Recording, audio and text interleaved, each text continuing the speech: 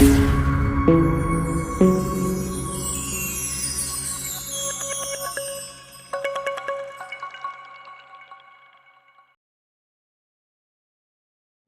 Back to my channel दोस्तों। मैं रवि गुप्ता आज आप लोग को लाइव ITR 3 और LIC एजेंट का फाइल करके दिखाने वाला हूँ।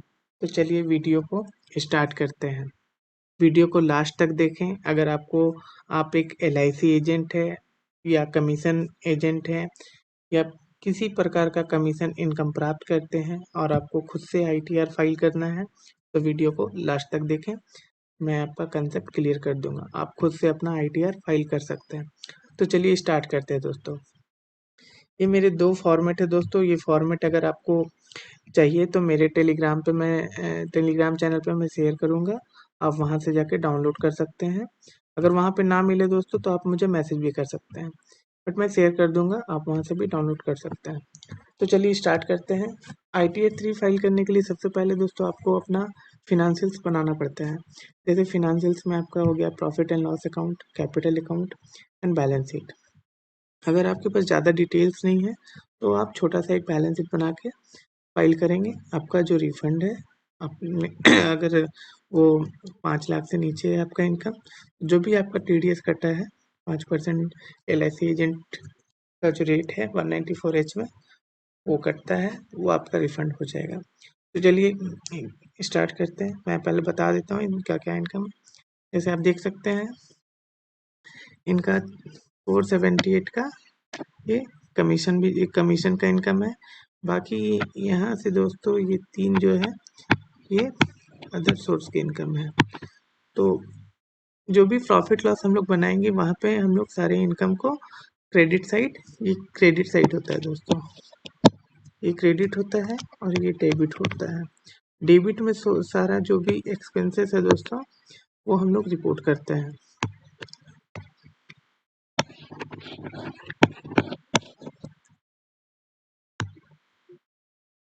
डेबिट में खर्चा और क्रेडिट साइड हमारा इनकम का, जैसे प्रॉफिट एंड लॉस, एक साइड आपका जो भी है प्रॉफिट दिखेगा और एक साइड जो है वो लॉस दिखेगा, और जो बैलेंस आएगा वो या तो नेट प्रॉफिट होगा या नेट लॉस होगा।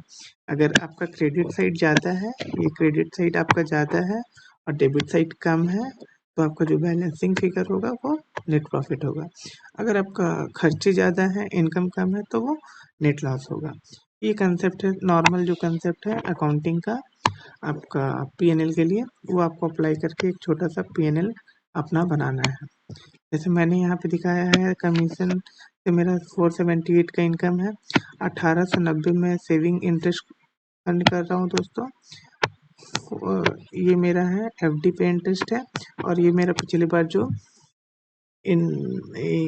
रिफंड हुआ था इनकम टैक्स का उसका इंटरेस्ट है। तो ये 3 जो है दोस्तों ये टोटल अदर सोर्स में टैक्सेबल होता है।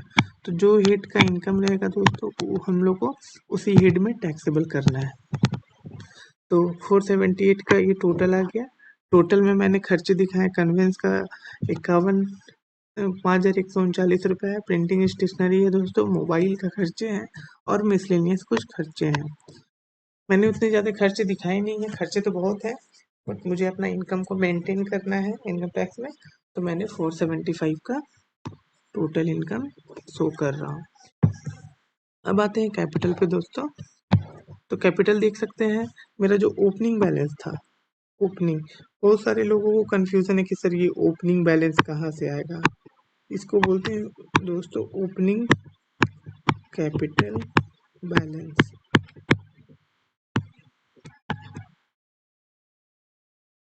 ओपनिंग कैपिटल बोलने का मतलब है दोस्तों कि आपने जब बिजनेस स्टार्ट किया था, जैसे अभी जो बिजनेस चल रहा है 2021-22, उस टाइम आपने जब बिजनेस स्टार्ट किया था तो आपके पास 1 अप्रैल 1/4/21 का क्या फंड अवेलेबल था आपके कैपिटल। कैपिटल का बोलने का मतलब है कैपिटल में कुछ भी हो सकता है दोस्तों, या तो कैश हो सकता है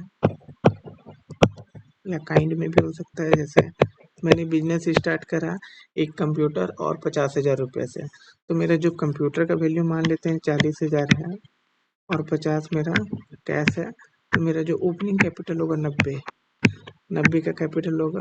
मैंने ड्यूरिंग द ईयर 1 लाख रुपए का इनकम अर्न किया, तो मेरा टोटल क्लोजिंग कैपिटल हो जाएगा 190 का। ये सिंपल सा कंसेप्ट है ओपनिंग कैपिटल और क्लोजिंग कैपिटल का। तो वैसे ही मैंने दिखाया है कि मेरा 279,227 मेरे पिछले साल मैंने फाइल करा था। तो ये जो यहाँ पे जो दिख रहा है ये नेक्स्ट ईयर ओपनिंग बन जाता है। तो मैंने जो फाइल करा था वहाँ पे 279,227 था। आप अगर फर्स्ट टाइम फाइल कर रहे हैं तो आपको एक एस्टिमेटेड ओपनिंग कैपिटल आपको डालनी होगी, बल्कि ये रिपोर्ट नहीं होता, आपको रिपोर्ट बस ये होना है और ये होगा। तो दो ही आपको करना है अपने पोर्टल पे रिपोर्ट, बट आप अपने कैपिटल का वर्किंग करके रखें, क्योंकि फ्यूचर में आपको प्रॉब्लम ना हो कि कैपिटल कहाँ से आया। इसलिए आपको एक नॉर्मल रिकॉर्ड के लिए आप कैपिटल अकाउंट बना सकते हैं, या आप डायरेक्ट जो चीज़ें यहाँ पे है वो आप डायरेक्ट यहाँ पे भी कर सकते हैं। यहाँ ओपनिंग कैपिटल हो जाएगा, यहाँ पे प्रॉफिट को ऐड कर देंगे, विड्रॉ को लेस कर देंगे, नेट बैलेंस यहाँ पे आ जाएगा। तो अलग अलग फॉर्मेट है, आप उस फॉर्मेट में भी कर सकते हैं। मैं ये फॉर्मेट प्रेफर करता हूँ, मुझे ये इजी लगता है। तो चलिए दोस्तों, मैंने ओपनिंग कैपिटल डाल दिया। जो प्रॉफिट हुआ वो प्रॉफिट अगर हो रहा है दोस्तों तो वो आपका कैपिटल बढ़ाएगा। तो अगर कैपिटल किसी कारण से आपका कैपिटल बढ़ता है तो उसको हम लोग क्रेडिट करते हैं। तो ये 475 आपका ओपनिंग पैसा इतना था, आपने कमाया इतना, टोटल आपका ये क्लोजिंग कैपिटल हो गया। बट क्लोजिंग कैपिटल में हम लोग कुछ विड्रॉ भी करते हैं अपने पर्सनल यूज़ के लिए। आप टोटल जो इनकम अर्न कर रहे हैं तो ज़रूरी नहीं कि ये बैंक में ही पड़ा रहेगा, आप अपने खर्चे के लिए यूज़ भी कीजिएगा। जैसे कुछ आपका घरेलू खर्च है या कुछ पर्सनल खर्चे हो गया। तो विड्रॉ मैंने किया 450 का, 754 से 450 मैंने विड्रॉ कर लिया, मेरा बैलेंस ये कैपिटल आ गया। अब आते हैं बैलेंस शीट में, ये डायरेक्ट ट्रांसफ़र हो जाता है दोस्तों कैपिटल अकाउंट में। कैपिटल अकाउंट में ये आ गया आपका बैलेंस। अब एसेट्स में आप क्या क्या रख सकते हैं, जो भी एसेट जो आप बिजनेस में यूज़ करते हैं, बिजनेस पर्पज़ के लिए अपने बिजनेस में यूज़ कर रहे हैं, बिजनेस पर्पज़ के लिए आप LIC बिजनेस में जैसे कंप्यूटर हो गया, फर्नीचर हो गया, ऐसे और भी अगर कोई एसेट्स आप यूज़ कर रहे हैं तो आप बैलेंस शीट में शो कर सकते हैं। बट आपको अपने फंड के अकॉर्डिंग शो करना होगा। जैसे मेरा 3 लाख का कैपिटल मैंने दिखाया है, तो मेरा है यहाँ पे अदर एसेट्स 2,10,000 का है। अदर एसेट्स में मैंने एक एस्टिमेटेड फिगर लिया कि मेरा फर्नीचर, इसमें फर्नीचर भी है, कंप्यूटर भी है, और भी चीज़ें हैं जो मैं अलग से बाइफरकेट करके नहीं दिखाना, तो मैंने अदर एसेट्स के नाम पे दिखा दिया। मेरा बैंक बैलेंस जो ये बैंक में तो जो ये 31/3 का बैलेंस होगा, आपका जो कनेक्टेड बैंक है 31/3/22 का जो बैलेंस होगा आप उसे यहाँ पे शो करेंगे। अब ये दोनों का प्लस करेंगे और जो बैलेंसिंग फिगर आएगा वो आपका कैश बैलेंस होगा। कैश बैलेंस मैंडेटरी होता है शो करना आपको इनकम टैक्स में। तो आप कैश बैलेंस आपके इनकम के हिसाब से 50 to 60, जैसे अगर 5 लाख इनकम है तो 50 to 60 का कैश बैलेंस आप मेंटेन कर सकते हैं। कैश बैलेंस का मतलब है आपके पास ये कैश बैलेंस 31/3 को था। तो लोग उतना तो हिसाब रखते नहीं है दोस्तों, तो ये भी एस्टिमेटेड फिगर ही होता है लगभग के इसमें। तो 50 to 60 की आप अपना कैश मेंटेन करें और एसेट्स के हिसाब से अपना कैपिटल के हिसाब से अपना एसेट्स दिखा सकते हैं। अगर आपको दिखाना है ज़्यादा एसेट्स तो आपको अपना कैपिटल को बढ़ाना होगा। ये हमारा हो गया नॉर्मल फिनेंशियल दोस्तों। अब देखिए, अब इसी से आपका बनेगा कंप्यूटेशन। कंप्यूटेशन में देखिए मैंने जो यहाँ पे ट्रांसफ़र करा है वो क्या कह रहा है, यहाँ पे एक बार मैं वापस टू ये अमाउंट मैं यहाँ पे ले आया। बट दोस्तों ये अमाउंट में इसमें आपका 2 इनकम है, एक PGBP का इनकम है, बिजनेस प्रोफेशन का इनकम है, और एक अदर सोर्स है। तो दोनों को बाइफरकेट करके हम लोग को दिखाना है। तो मैंने 475 से ये जो 3 है ये 3 लेस करके यहाँ पे मैंने शो कर दिया और बाकी जो यहाँ पे शो कर दिया। ये दोनों का प्लस देखिए दोस्तों, ये मेरा मैच कर रहा है इससे। मेरा डिडक्शन था दोस्तों, 80C का डिडक्शन था, ये था। ये लेस करने के बाद ये होता है हमारा ग्रॉस टोटल इनकम, और जो डिडक्शन लेस करते हैं उसके बाद आता है मेरा टोटल इनकम। टोटल इनकम 428 का है। ये सीनियर सिटीजन है तो इनका टैक्स आ गया ये, और इनका TDS कटा है ये, तो TDS टोटल रिफंड हो जाएगा, क्योंकि 87A का रिबेट इनका मिलने के कारण इनका सारा टैक्स जीरो हो जा रहा है। अब इसे चलते हैं पोर्टल पे कैसे रिपोर्ट करनी है। तो पोर्टल पे मैं आपको ज़्यादा बताऊंगा नहीं, मैंने पहले भी बहुत सारे वीडियो बनाए हैं दोस्तों। देखिए मैं पहले से फील करके रखा हूँ, क्योंकि ज़्यादा टाइम ना लगे आपको समझाने में, तो मैं कुछ ही शेड्यूल्स को खोल के आपको दिखाऊंगा। जनरल इन्फॉर्मेशन में दोस्तों आप आराम से अपना नाम, एड्रेस और पर्सनल डिटेल्स ये सारे होते हैं, आप इससे पहले वाले वीडियो में ये देख सकते हैं। हाँ, नेचर ऑफ बिजनेस मैं दिखा देता हूँ कि LIC एजेंट और कमीशन आप 09005 वाले कोड में इसे रिपोर्ट कर सकते हैं। बैलेंस शीट में क्या कैसे फाइल करना है दोस्तों। बैलेंस शीट में सोर्स ऑफ फंड में मेरा बस कैपिटल में 3,02,658 रुपये जाएगा। वैसे मैं यहाँ दिखा देता हूँ, 3,04,000 यहाँ पे रिपोर्टेड है दोस्तों।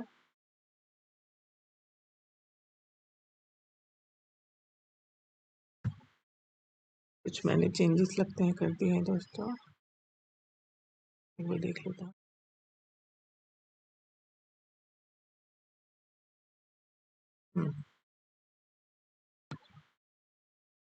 चलिए इसे फिगर चेंज कर देते हैं।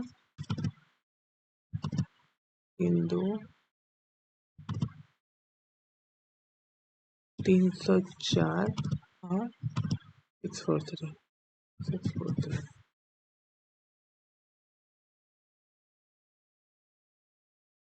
ये मेरा आ गया लाइबिलिटी साइड वाला। सोर्स ऑफ फंड आपका लाइबिलिटीज होता है दोस्तों, और एप्लीकेशन ऑफ फंड एसेट्स होता है। तो आप इस फॉर्मेट में भी बना सकते हैं। एप्लीकेशन ऑफ फंड में तो हमारे पास बस 3 आइटम है, 2,10,000 और 44,000, और मैंने कुछ लग रहा डिलीट कर दिया क्या दोस्तों, मैं देख लेता हूँ।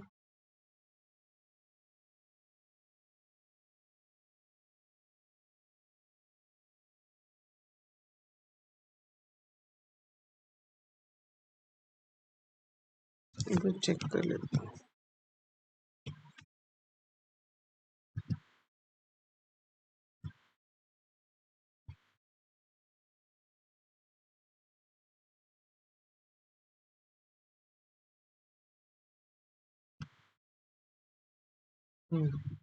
चलो ठीक है। बाकी अब हमें यहाँ पे करंट एसेट्स में जाना है दोस्तों। करंट एसेट्स में मेरा कैश इन हैंड बढ़ गया है, इससे 50,463 लूँगा।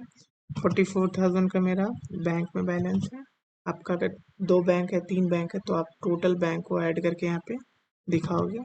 और मेरा अदर एसेट्स है 2,10,000। जब इसे आप सेव करोगे दोस्तों, यहाँ पे कॉलेक्ट करके देख लेना, ये दोनों जो अमाउंट है वो मैच करनी चाहिए दोस्तों आपका। मैं देख सकते हैं मेरा दोनों अमाउंट मैच कर रहा है। इसे सेव कर लेंगे।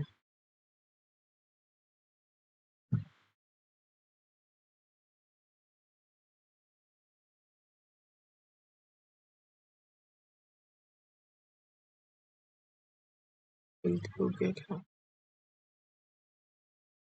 देखिए मैच नहीं कर रहा है, तो आपको पहले बता देगा कि ये मैच नहीं कर रहा। तो एक बार देख लें, 200 का डिफरेंस आ रहा है, तो यहाँ पे डिफरेंस आ रहा है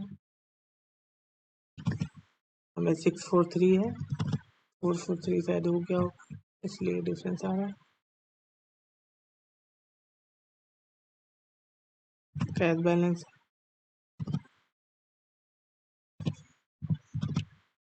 643।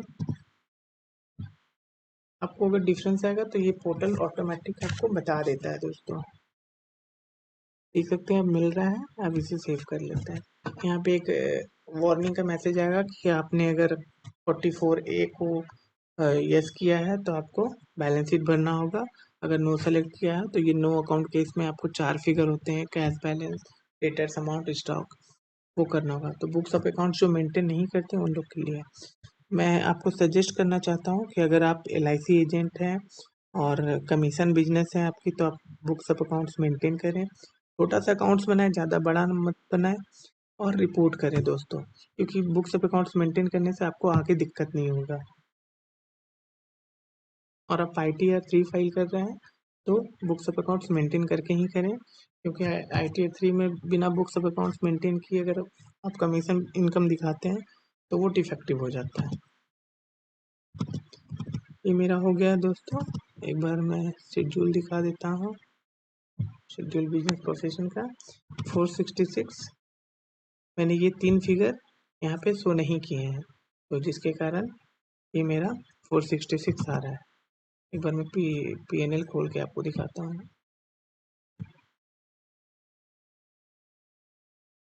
PNL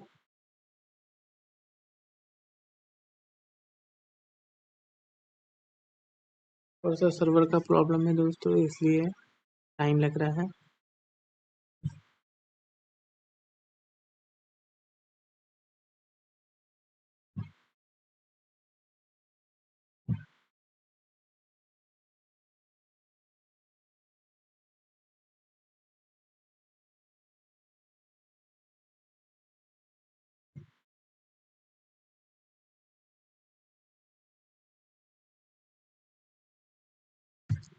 चलिए ठीक है, अब आते हैं अपने PNL पे।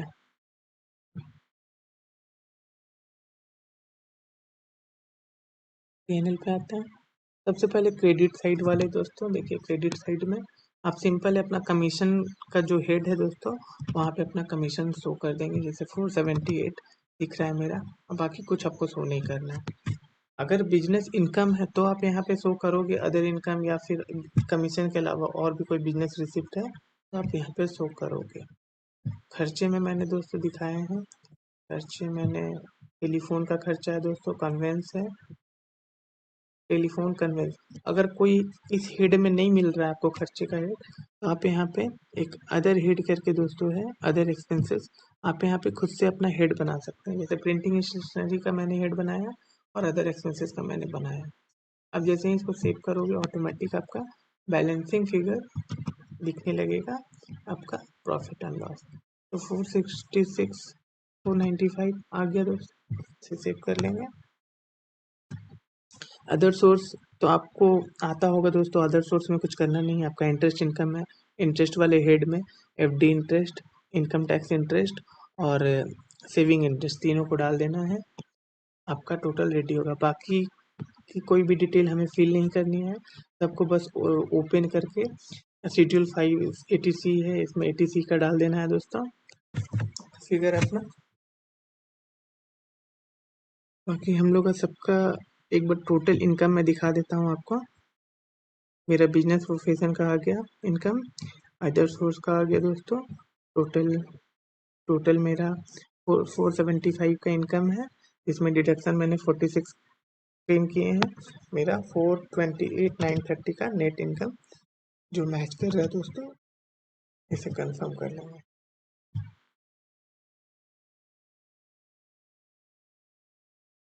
मैं डायरेक्ट इसे फाइल करता हूँ दोस्तों। जो बेसिक नॉलेज था दोस्तों, बैलेंस शीट PNL वो भरना है। बाकी आपको बस ओपन करके टैब को, जितना भी टैब्स है ओपन करके बस उसे सबमिट करेंगे, वो ऑटोमेटिक चेक हो जाएगा। चेक टिक होने के बाद ही हम लोग अपना रिटर्न को फाइल कर सकते हैं।